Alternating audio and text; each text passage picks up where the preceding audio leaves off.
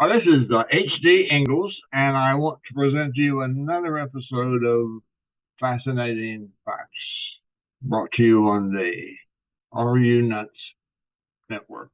This episode is about one of the most important weapons which led to the Allied victory in World War II. And by the way, this was the opinion of General Dwight D. Eisenhower.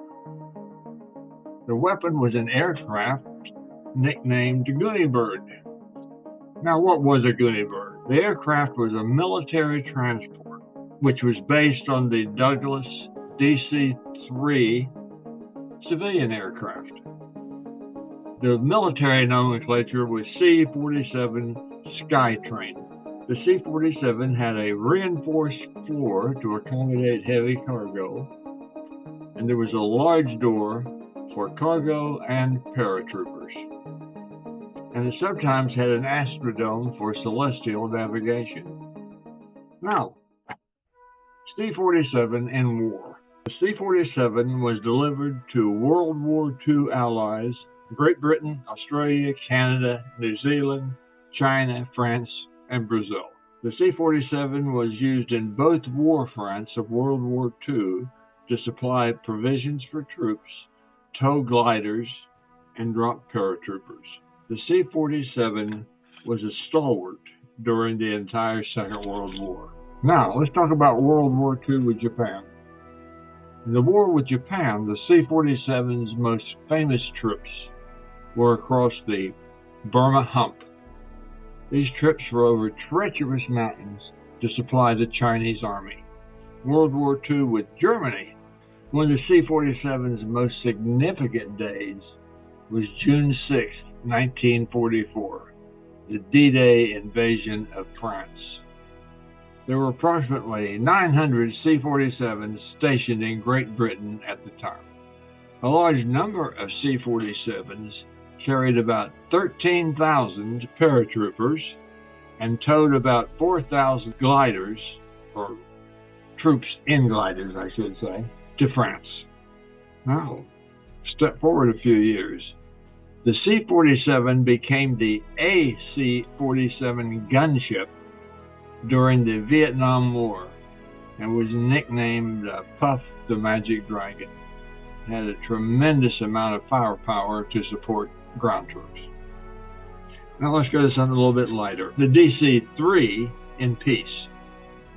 In the early 1930s, the Douglas Aircraft Company began designing and building a new series of commercial aircraft, the third of the series being the DC-3. Now, the DC-1, or the longer name Douglas Commercial Model Number 1, in many ways the DC-1 was a more refined aircraft than competing aircraft. It was larger, faster, and carried 12 passengers. On September 4, 1933, there was a final test required by TWA before purchase. The twin-engine DC-1 was required to take off and land with a full load with only one engine.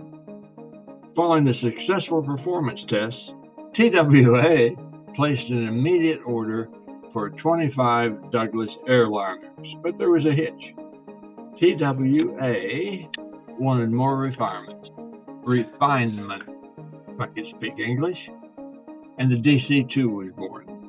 Now the DC-2 was wider and longer than the DC-1, and an extra row of seats to allow 14 passengers.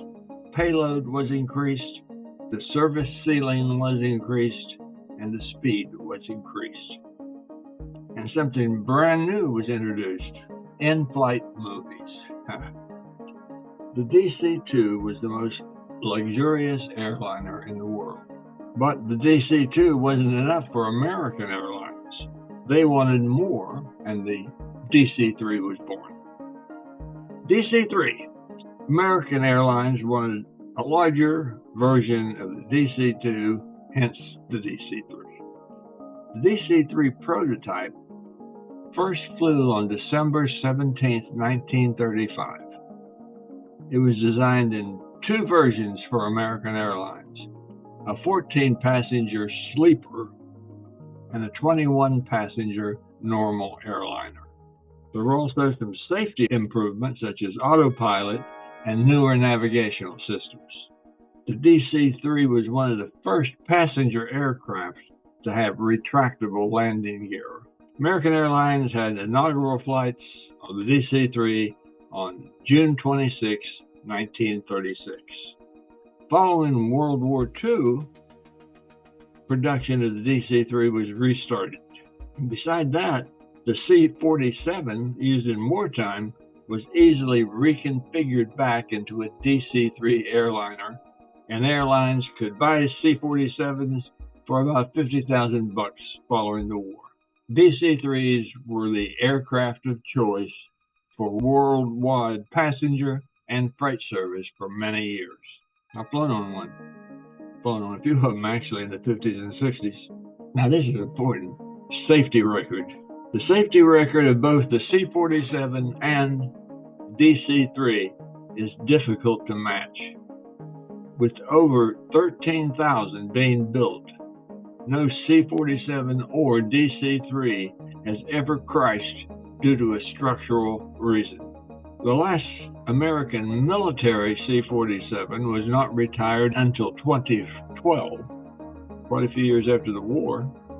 In 2025, this year, over 400 DC-3s are still in commercial service after 50 years, or over 50 years. Now, with all of this, let's end with a bit of humor.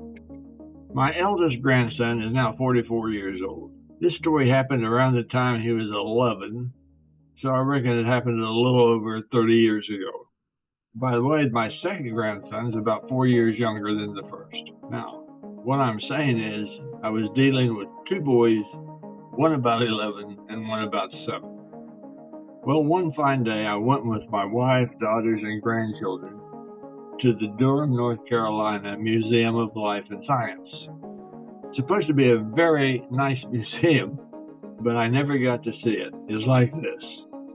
Across the street from the main building is a DC-3, which is nicely mounted. And I was dealing with two young boys.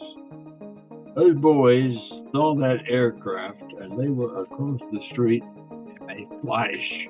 They climbed all over that plane. Any place that could be climbed was climbed. Every inch of that aircraft was inspected. Young boys. I spent about 2 hours telling them they needed to see the museum. If you haven't guessed, that didn't work. In other words, the boys had one heck of a good time. And to tell the truth, I did too.